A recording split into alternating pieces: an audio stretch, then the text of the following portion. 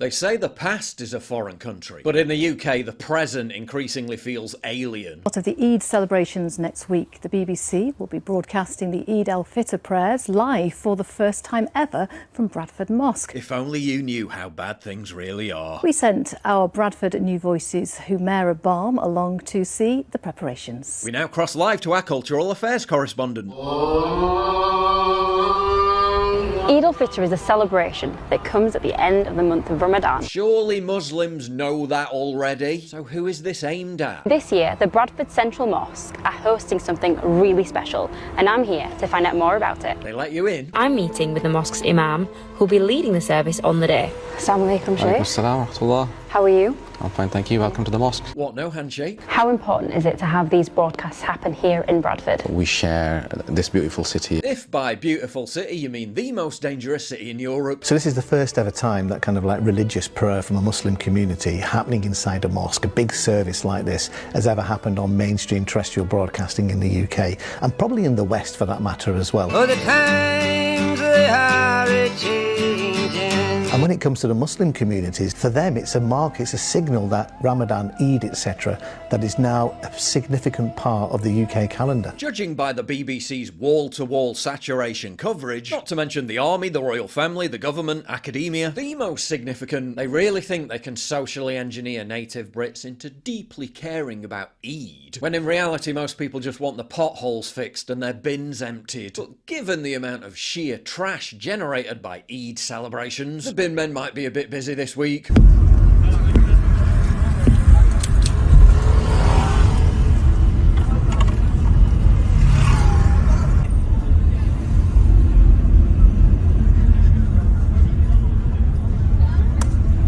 Noticing a common theme here. Coventry. This is a third world country, bro. Deep it for a second. This is someone's front garden. I don't think recycling exists here because what is this? I'm telling you, man, I'm convinced all the global warming is coming from this place, bro. Yeah, look, more rubbish. If your girl ever calls you trash, just bring a Coventry, bro. She'll change her mind. There's no way that's the mosque. The BBC will say it celebrates Eid out of respect for diversity and religious inclusivity. Strange then that a school in Hampshire scrapped its Easter celebrations entirely out of respect for diverse religious beliefs. Seems diversity has come to mean anyone except the native population. Seems inclusivity means deliberately excluding the majority. Oh, and the school's still planning to celebrate Refugee Week in June. This is the teacher who scrapped Easter for the sake of diversity in an area that's 89% white British and contains barely any ethnic minorities. Even if you manage to still live in a part of the country where it's almost non-existent, you and your kids will still feel the full force of diversity. Naturally, any rumblings of discontent towards the new way of things needs to be aggressively extinguished at its source. Toddlers who recognise the difference between men and women are now being kicked out of nurseries for transphobia. A toddler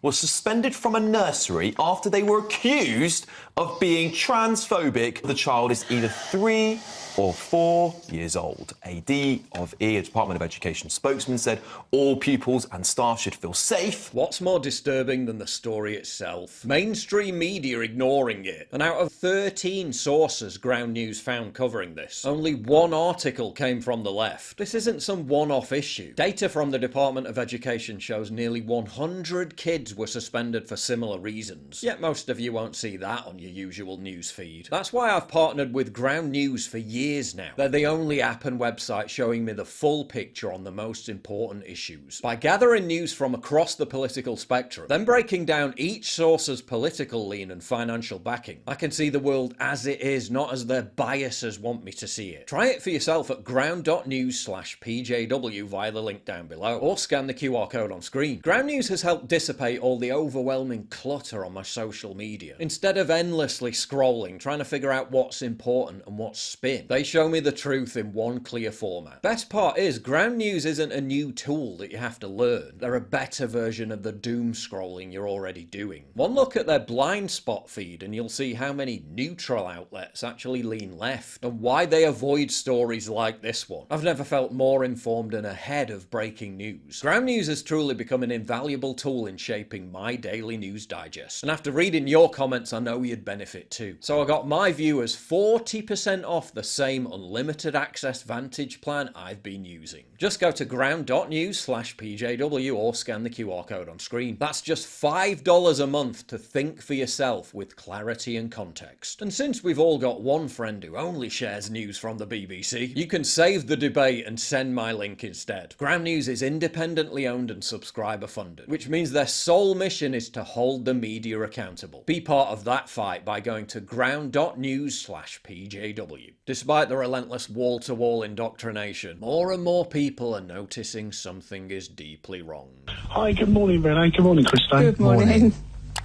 I just want to say that you were talking about Islamophobia earlier on, and I was sort of thinking to myself, how I think it might be a natural state of mind, because if you think that now in our country, I mean, I'm from London, I'm 47, I grew up in SE21, and when I was a kid, people were beaming messages on our Houses of Parliament. We didn't have anti-Jewish and anti-British marches in London. We hadn't imported FGM, honour killing, sham marriage, suicide bombing, the full veil, grooming gangs, all from the Islamic third world. And I think for the past 20 or 30 years, we've been telling our government that we didn't want illegal immigration at all, and we wanted legal immigration cut down to extremely low numbers, because we know on the ground that this is what it leads to. Now the MPs' lives are in danger and they're being harassed, they're kind of catching up with the public. We've seen the degradation. When I was a kid in London in the early 80s, if someone got stabbed or shot, my whole family gathered around the TV. Oh my God, someone got stabbed in Camberwell. It was a shock. Yeah. Now it happens 3 times a day and we don't pay any attention. So we've seen the degradation. We've seen third world immigration ruin the country. If we're looking at crime, for argument's sake, right? Homogenous countries, if you look at the Eurostat figures, homogenous countries have the least amount of crime. So Slovenia, Slovakia, Hungary. I think Poland's got the least amount of crime with the least amount of immigration. You can take examples like Japan. Homogenous countries tend to be more unified, tend to have less crime.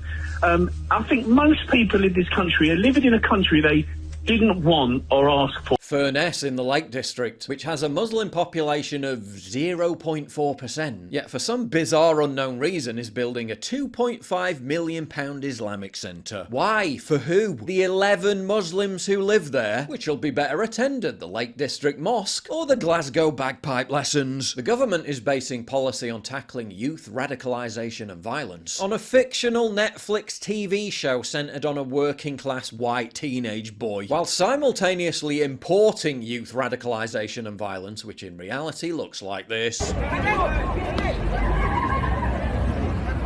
Shit, call the police. Sorry, all units are otherwise engaged.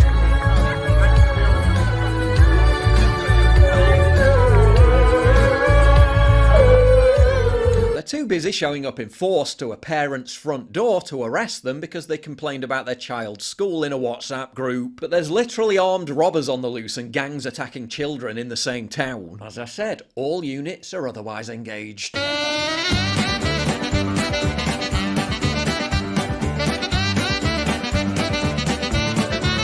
The justice system itself openly designates minority groups as a protected class, who even if they commit serious crimes will be given lesser sentences than the real scourge on UK society.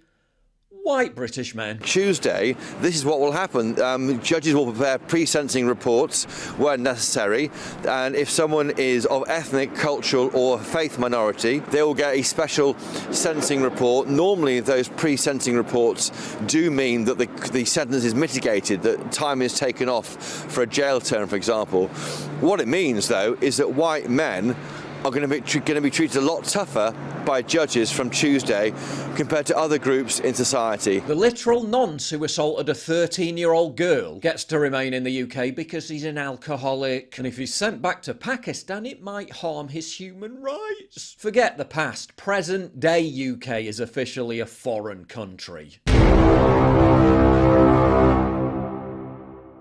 If you value what I do and you want to help support me, please visit pauljosephwatson.locals.com and either pledge a one-time donation or subscribe to join my community, get early access videos and message me directly. And exclusive live streams coming soon too. Promise. Check out the Locals link down in the description. And don't forget to take a look at the brand new website modernity.news. That's where you'll find all my content, including exclusive articles. That's modernity.news.